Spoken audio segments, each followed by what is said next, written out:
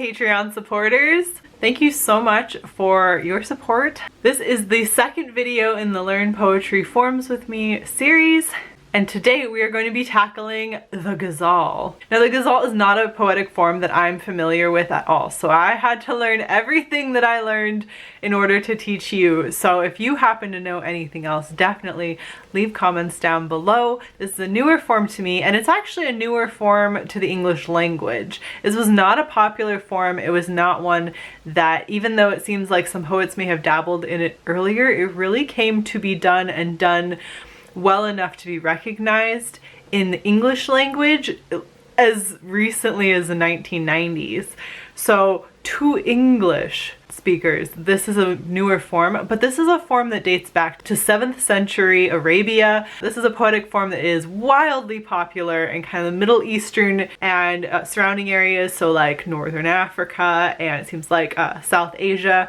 It seems to be a very popular form, kind of all surrounding, as trade probably dictated where this poetic form really went, moving out from Arabia. This is a form with a lot of rules, and the closer you stick to the rules, the more correct the form is, which made it really hard. This is a difficult one to write for me. So for as many rules as there are for the ghazal, there are also a ton of freedoms. So a ghazal is a series of couplets.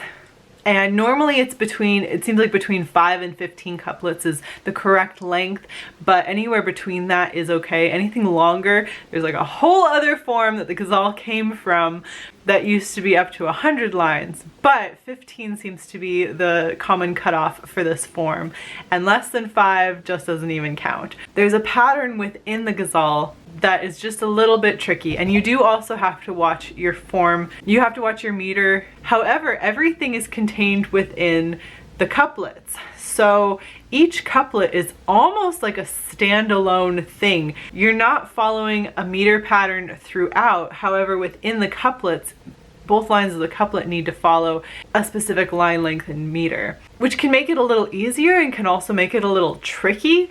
I'm sure that you could definitely just choose one meter and line length for the entire thing, but it seems like as long as it's within each couplet, you can change it up quite a bit, which is kind of exciting. It makes it so you can play with how the poem is going to sound a bit more. Now there's also a rhyme scheme. However, it has to do with, and I'm going to struggle through some of these words. There are proper terms for all of the parts of this poem.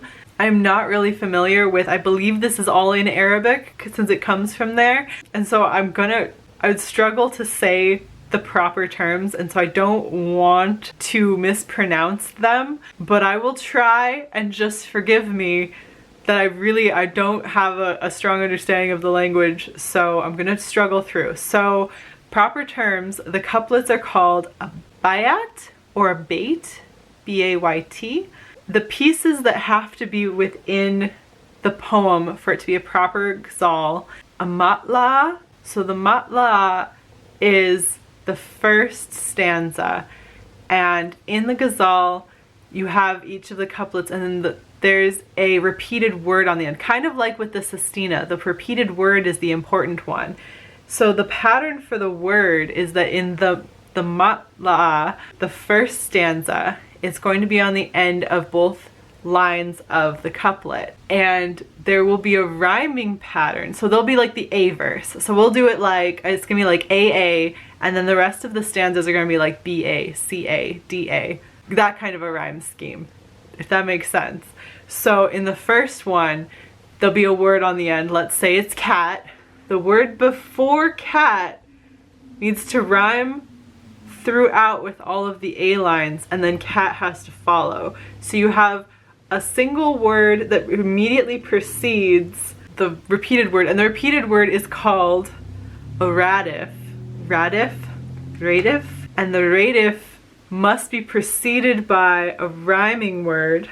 The rhyming pattern has a term as well, gafie, and so that rhyme needs to be carried throughout, immediately preceding the radif. And that's really the most complicated part, is that that word has to be on the end. So it's going to be on both of the first 2 lines, and then on the second line of every single bayat or couplet, at the end, the last part, the last couplet, has what is called a makta. Basically, and it seems like a lot of times people will do this by putting their own name into it, although it doesn't seem like it has to be done that way. It just seems like that is the common practice, to put your own name into it. But there has to be like a personal element that it like ties back to you.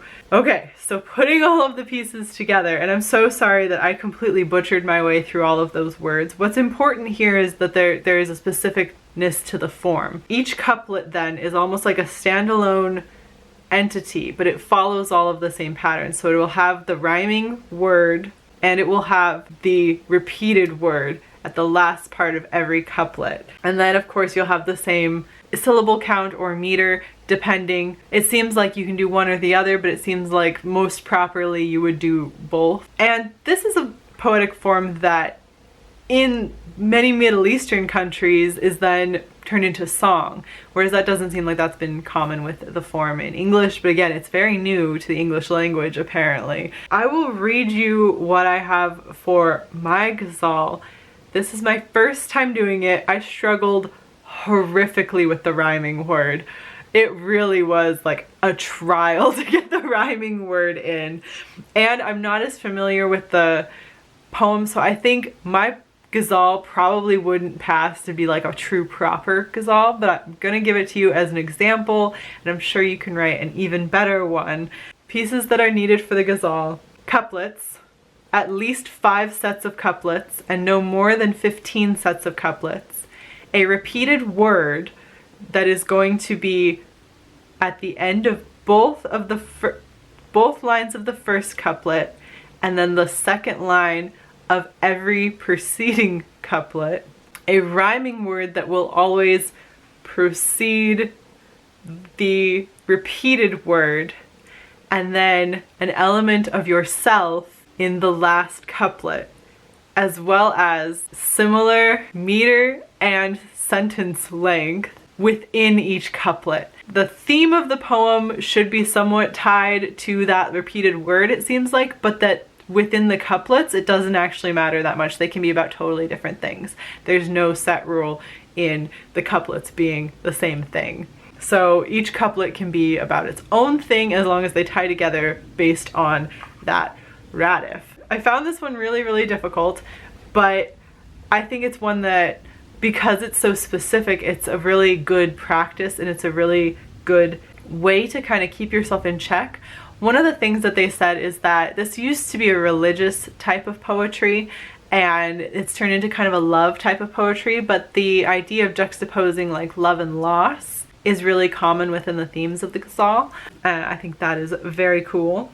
Traditionally, I guess you would address it to a beloved of some sort, but I did not do that. I went with more of the loss idea, especially because the examples I read were mostly sort of religious examples, and that theme of loss, I thought I just wanted to work with that a little bit more. Please do not judge me too harshly. Again, my rhyming word is not very good. I had to really struggle, and I didn't always get it in the right place also. And because my example isn't very good, I will make sure to link you to a good example as well of a proper ghazal, just so that you have a better understanding so you can write one yourself. Okay, here's mine. The cup that fell from the shelf lies broken. Sharp cracks run through, handles likewise broken.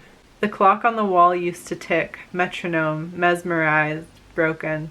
As the song suggests, the silence between us implies we're broken. The sea begins to rise, ice cracks, corporatized, broken. All the queen's horses and men work for a system twice broken. And I, with these hands, pick up the pieces, try not to bleed from what I've broken. Ta-da!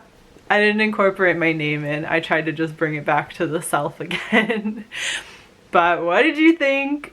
Is this a form that you would be interested in writing? It is a form with a lot of rules, but I think once I got past the concept of there being so many specific things that you really need to have for this to be the form of the ghazal, once I stepped back from that, it's not more rules than a sonnet. it's not more rules than most other forms. And I think one of the things that keeps it from being a super popular form probably is just that there hasn't been as much exposure to it. Like it's an interesting form, and it's so popular in so many countries that I think Western audiences, we can learn to respect and to try it out ourselves. Like it's not more difficult.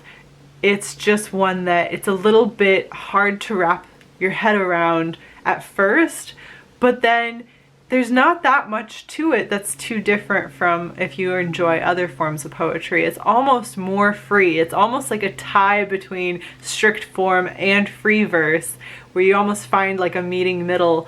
And I think it can allow you to really explore some contrasting ideas, especially because if you change up the meter within the poem, within those couplets, that each couplet can be almost a standalone thing. You can really address a lot of things in an interesting way. So be interested to see what you also do for your ghazal. So please definitely post it down below if we're able to. I haven't quite gotten used to Patreon yet, but if you can, comment yours down below, please do. Otherwise, please email me and I will be sure to post it so everyone can enjoy it if you're comfortable with that. That's all for me this month. Thank you so much again for joining my Patreon. I really appreciate it, and I will be back again next month. If you have any suggestions for poetic forms you would like me to talk about or try, please leave the comments down below as well, and we can definitely do your suggestions. That sounds like a lot of fun. But that is all for this week. Thank you so much, and I will talk to you again soon. Good luck to you. Good luck to all of us. Bye.